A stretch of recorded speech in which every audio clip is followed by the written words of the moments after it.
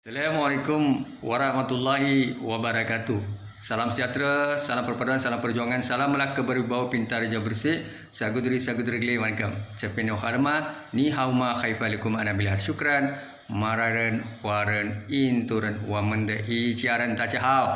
Tuan-tuan dan puan, saya Muhammad Anwar Fahmi Haridas bin Abdullah selaku Presiden Pertubuhan Masyarakat Sivil Negeri Melaka Tampil Seri.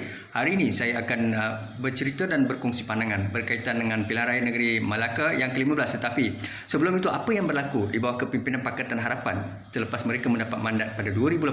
Dengar baik-baik. Saya antara di kalangan pengundi yang mengundi Pakatan Harapan. Yang mengundi Pakatan Harapan bukan saya seorang. Anak muda belia, profesor, scholar, think tank, Melayu, India, Cina, Sabah, Sarawak, Kedatangan Portugis asli. Kenapa? Mahu memberi ruang dan peluang pada Pakatan. Mahu melihat kelebihan satu janji manifesto, gerakan, semangat baru. Dahulu Barisan Nasional hampir 60 tahun. Tapi kita mahu beri kepada Pakatan dan melihat apakah yang mereka mampu lakukan. Dan kita melihat pada isu BN dan khususnya UMNO terpalit dengan kes skandal rasuah salah guna kuasa dan sebagainya. Kerana mereka terlalu lama dan sebahagian besar tidak ada integriti. Ini pahit. BN UMNO minta maaf, jangan salah faham.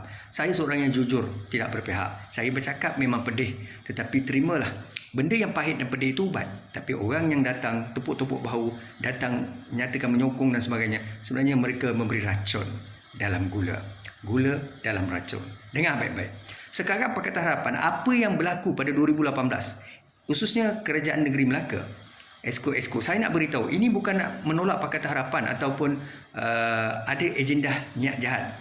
Yang mengasut tuan-tuan ni, Esko ataupun Tuan Adli Zahri ni, yang datang bisik-bisik hantar mesej pada Tuan Adli Zahri tentang kenyataan saya, mereka ni sikitul. Mereka ni tak faham. Sebenarnya saya tengah mendidik, membetulkan Esko. Kalau boleh saya terlibat ataupun saya mahu berada di parlimen atau DUN, itu adalah cita-cita saya dan ramai lagi rakyat, termasuk bagaimana Tuan Adli ada cita-cita, Esko yang ada di belakang Tuan Adli termasuk dalam BN UMNO, semua rakyat Malaysia ada cita-cita. Dan saya sebenarnya mahu membetulkan kepimpinan. Kalaulah tuan-tuan, Tuan Adli Zahri, YB Hidri Harun dan ramai lagi yang Muhammad Datuk Seri Abdul Rauf Yusof, semua nak jadi ahli politik DUN dan parlimen, silakan. Tetapi tolonglah dengar cakap saya. Tapi saya beritahu dulu, betulkan dulu kepimpinan Pakatan Harapan. Dengar baik-baik. Baik, sebenarnya apa yang berlaku pada ketika itu adalah pemimpin Pakatan Harapan, khususnya di bawah kepimpinan Tuan Adli Zahri. Adli Zahri ni dia tidak kejam, tidak zalim. Adli Zahri sebenarnya dia berjiwa besar, dia pendengar yang baik. Saya ulang banyak kali, Adli Zahri ni dia tidak sombong. Sebab itu dia buat apa cadangan-cadangan. Dia tanya hari permulaan dia menjadi Ketua Menteri, dia kata apa dia nak buat dengan Seri Negeri ataupun rumah kediaman rasmi Ketua Menteri. Dia tak mau duduk situ. Jadi saya memberi pandangan, cadangan untuk dijadikan sebagai satu pusat di mana rakyat dapat berhimpun di situ, mengadakan mesyuarat, ya, rakyat dapat menggunakan kemudahan-kemudahan di situ, press conference dapat dijalankan di situ, mesyuarat digunakan dewan di situ. Jadi pelbagaikan rumah Seri Negeri Ketua Menteri Melaka untuk tujuan itu. Kemudiannya dia apply, dia terima pandangan-pandangan ini, dan pelbagai lagi dasar wasa cadangan tentang pembangunan untuk rumah rakyat, kumpulan miskin tegar B40, macam-macam cadangan, ambil duit daripada Baitul Mal, ya, macam-macam lah saya beritahu kepada Islam dan bukan Islam. Saya beritahu kepada YB Adli Zahri, bukan hanya fokus kepada Bumi Putera Melayu, hanya buat tabung untuk Bumi Putera ke ataupun apa yang YB Tuan Adli Zahri buat tu. Yang saya cadangkan juga adalah buat satu tabung ibarat Baitul Mal untuk orang Islam, tetapi yang bukan Islam, dia ada satu konsep tabung untuk mereka. Jadi kita adalah menjadi contoh kepada kepimpinan Nabi SAW, akhlak Muhammad, akhlak Quran, Perlembagaan Madinah, Akabah 1, Akabah 2, adil kepada Yahudi, Nasrani, Muhajirin, Ansar, Islam dan bukan Islam. Macam-macam lah idea kepada Tuan Adli Zahri dan Kerajaan Persekutuan dan sebagainya. Pakatan Harapan diterima baik. Itu saya ulang balik, Adli Zahri ni dia pendengar yang baik, dia pemimpin yang baik. Tetapi Esko di belakang beliau ni ada segelintirnya hati kecil. Dia ni, Esko ni, dia tak suka macam saya, antara individu lah. Sebab apa? Bersaing. Saya kritikal, saya analytical, saya ada banyak idea yang saya share, value-value. Bukan masuk bakul angkat sendiri, bongkak riak takabur. Bagi saya, kita scholars, professors, think tank, siapa saja pun, kalau mereka menjadi pemimpin yang baik, mereka mesti menjadi pendengar yang baik. Tapi apa yang berlaku Pakatan Harapan, bila dia dah jadi kerajaan, dia lupa sensitiviti masyarakat, kaum dan agama. Ingatlah, ya, Sebab dia akan jadi isu apabila tuan-tuan dah lah majoriti di situ. Di belakang Tuan Adli, tuan-tuan adalah majoriti. Bukan saya attack DAP ke amanah ke PKR, tapi saya melihat tuan-tuan perlu faham sensitiviti. Kalau negara ini adalah negara memang majoriti populasi, saya sebut population, dengar dulu population. Majoriti Cina, tiba-tiba exco-nya semua Melayu. Apa perasaan majoriti populasi Cina? Faham tak benda ni? Cuba fahamkan betul-betul, tenang, relax, cool, chill ya. Yang ini tak faham, benda simple pun tak nak faham. Apabila tuan-tuan di belakang Tuan Adli, tuan-tuan jadi exco Cina yang ramai. Sebab tu saya kata DAP kena reform. You letak you punya exco tu, jangan semua Cina. So apa you buat untuk memastikan orang boleh terima DAP adalah you letak Melayu, you letak India, you letak Cina.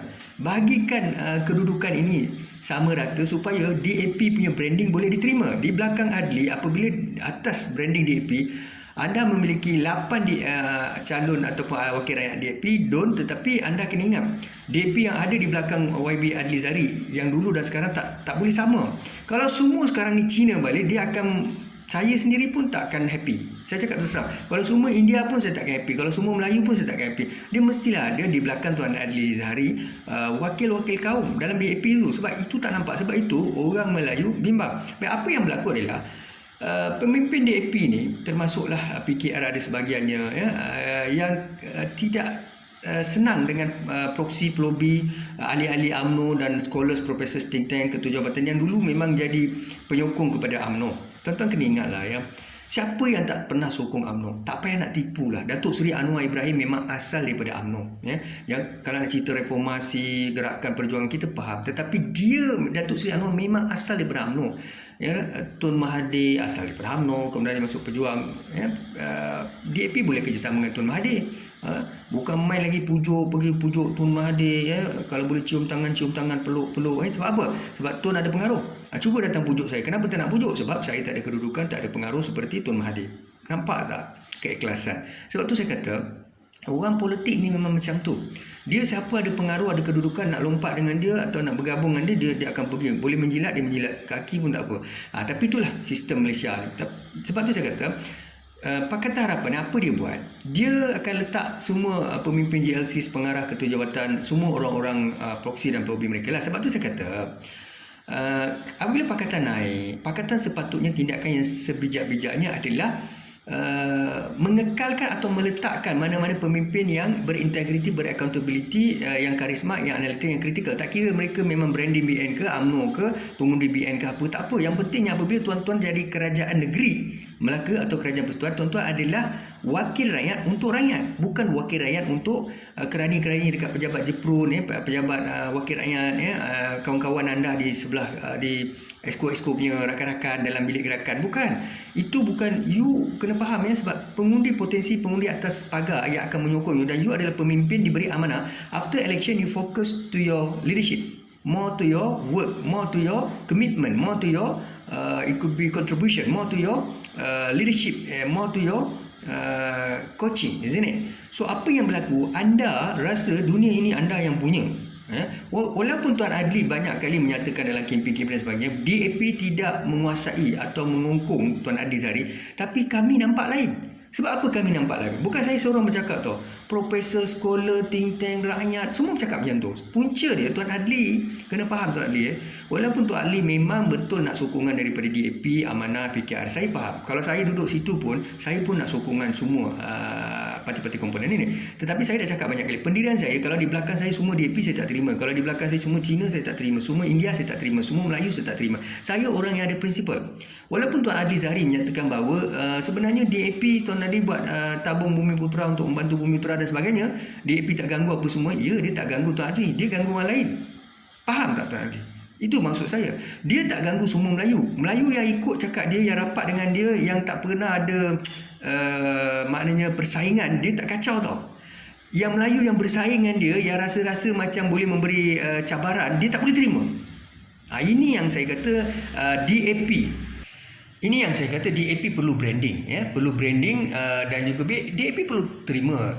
DAP kena faham, ya, sebenarnya saya melihat di Melaka potensi untuk menang dalam pilihan raya adalah Pakatan Harapan tu tinggi. Melainkan Barisan Nasional UMNO bergabung dengan Bersatu Pejuang dan sebagainya. Pejuang pun dah tak ada sekarang ni ya.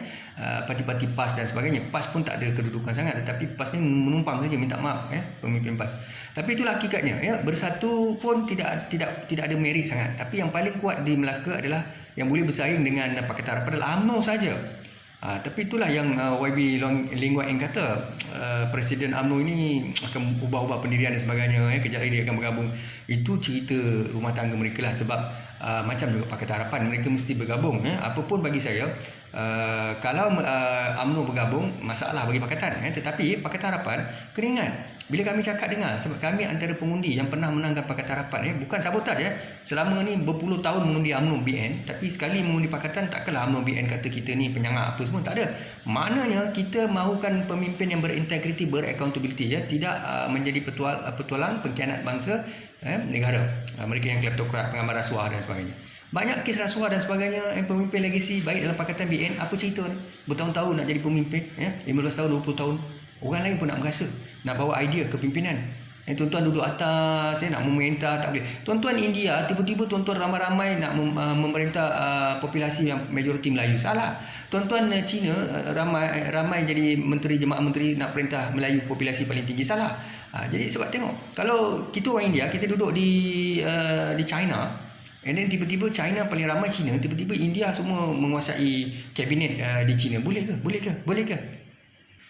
Itulah dia yang saya katakan, sebenarnya kalaulah pemimpin Pakatan Harapan ni dia boleh terima, sekarang ni belum pilihan raya, penamaan calon pun belum buat. Tuan Adli Zari dan DAP Amanah PKR, tolong cari esko-esko ataupun wakil rakyat DUN dan Parlimen yang kredibel, intelektual, yang berkarisma, muka baru, ada juga muka baru ya.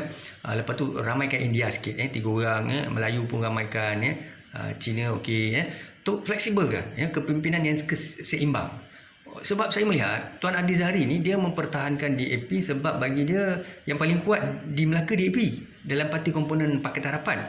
Dia tak ada pilihan. Jadi dia asyik ulang-ulang kata DAP tidak mengganggu DAP. Memang dia tak ganggu Adli Zahari. Masalah DAP ni dia tak suka dengan orang yang dia tak suka.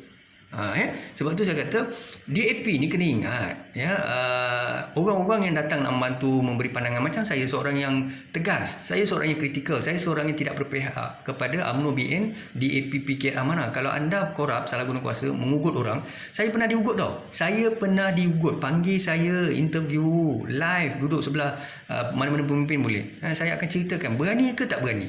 Saya ulang balik, berani ke tak berani. Panggil saya interview, and then saya akan beritahu siapa yang ugut saya. Dan sampai benda tu saya sampaikan pada Bukit Aman. Ya, sebab ini negara demokrasi berparlimen, raja berperlembagaan. Kita bukan authoritarian rejim komunis militeri.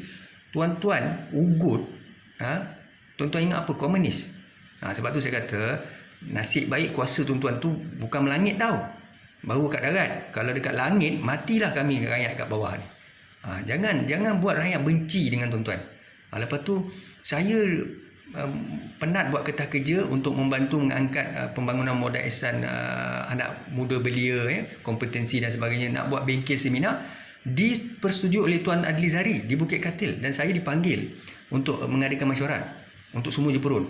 Pertama kali dalam hidup saya tu, macam-macam scholars, professors, think tank, mereka dapat dana 1.8 juta daripada Kementerian Belia Sukan dan sebagainya. Saya baru sekali dipanggil saja, lepas tu dijanjikan akan telah dipersetujui akan dijalankan. Tiba-tiba entah siapa cocok, siapa yang sekitar pengkhianat ni semua, golongan-golongan Firaun ni mempengaruhi Tuan Adli Zahari, terus tak panggil. Bukan itu yang saya kecewa. Saya bukan nak kejar kepada duit ke apa. Saya nak memperkasakan anak bangsa Melayu, Cina, Sabah, Sarawak, Karazan, Pulau Terengganu asli, dari segi critical thinking, dari segi first class mentality, kompetensi, dari segi komunikasi interpersonal, dari segi crisis management, dari segi macam-macam lah ilmu ya, rhetorical communication. Tetapi saya tidak diberi ruang dan peluang. Saya dianggap macam sampah bagi mereka. Siapa dia ni? Petualang pengkhianat yang belakang mengasut Tuan Adli Zahari. Baik, inilah juga perkembangan menyebabkan kami takut macam Profesor think tank ketua jabatan di kalangan orang Melayu, Cina, Sabah, Sarawak, Karazan, Pulau Terengganu asli ni, mereka takut tau, khususnya orang Melayu lah. Dia takut dengan kerajaan Tuan Adli Zahari ni, antara sebabnya nanti mereka akan memilih-milih orang Melayu yang disuka dan ketua-ketua jabatan yang disuka. Dia akan letaklah India atau Melayu, tetapi dia letak India dan Melayu yang disuka. Di mana pada saya, kalau dia letak yang disuka tu pun, yang kritikal, yang berkarisma, yang intelektual, banyak idea, boleh buat perkara itu dengan efisien, tak apa. Ini masalah tak bergerak-gerak. Yang keduanya, you kata you kerajaan yang good governance, kerajaan yang adil, telus. You buat betul-betul lah. You jangan pilih kulit bangsa, keturunan dan sebagainya. UMNO ke bukan UMNO, ahli penyokong ke apa. Yang penting you jadi kerajaan negeri, you buat betul-betul. Kalau you tak boleh buat betul, you bagi saya duduk sebelah exco tu. Saya jadi salah seorang exco. Saya jadi ahli parlimen. Nanti you tengok apa saya buat. Saya akan berlaku adil pada semua. Adakah saya tentang Adli Zari? Adakah saya tentang YB Harun? Adakah saya tentang YB yang Muhammad siapa ni, Abdul Rauf Yusof? Saya tahu rasuah, salah guna kuasa, kleptokrat, saya tahu. Saya tidak akan sokong pemimpin-pemimpin korup ni, baik dalam BN, UMNO, PH dan sebagainya. Sebab itulah apabila saya ada integriti, ketegasan, semua pemimpin-pemimpin ni takut dan bimbang. Baik tuan-tuan dan puan-puan, saya perhatikan dan selalu mengikuti siapakah barisan adun di bawah kepimpinan Tuan Adli Zari dan juga adun daripada UMNO. Kalau saya melihat UMNO mengekalkan pemimpin legasi yang lama, yang korup, yang lama-lama ni, saya tak akan sokong lah untuk UMNO menang. Menang besar. UMNO akan menang, tapi menang tu maknanya ada kerusi dia menang. Tapi saya tak harapkan dia jadi kerajaan. Sebab bahaya. Satu, dia letak legasi lama-lama, tak mau bagi pada puteri pemuda UMNO, daripada Parti Nasional UMNO, orang muka-muka baru, letak semua yang lama-lama, yang korup, yang ada skandal, ada isu.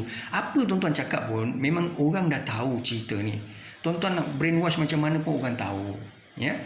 Begitu juga Pakatan Harapan. Saya melihat juga, kalau betul lah di belakang Tuan Adli senarai DAP sangat ramai, India sangat ramai, Melayu sangat, ini pun bahaya. Tak betul. Jadi saya minta Tuan Adli Zari, kalau you nak jadi Tuan Adli nak jadi Ketua Menteri, tolonglah dengar cakap. Tuan Adli boleh duduk. Kalau saya kata, kalau saya jadi CM pun, saya dijanjikan oleh DAP akan angkat saya jadi CM, saya takkan bekerjasama. Sebab bagi saya melihat kenapa mesti majoriti kamu, nanti apa perception orang.